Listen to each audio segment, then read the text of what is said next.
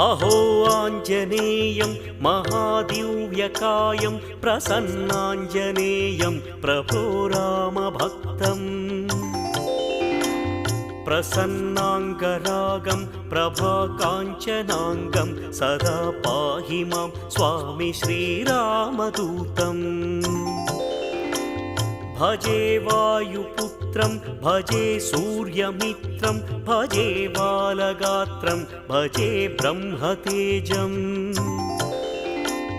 जगद्भीतिशौर्यं तुषारात्रिधैर्यं सदा रक्ष मां स्वामी श्री आञ्जनेयम्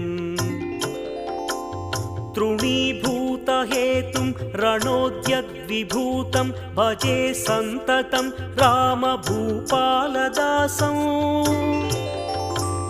महो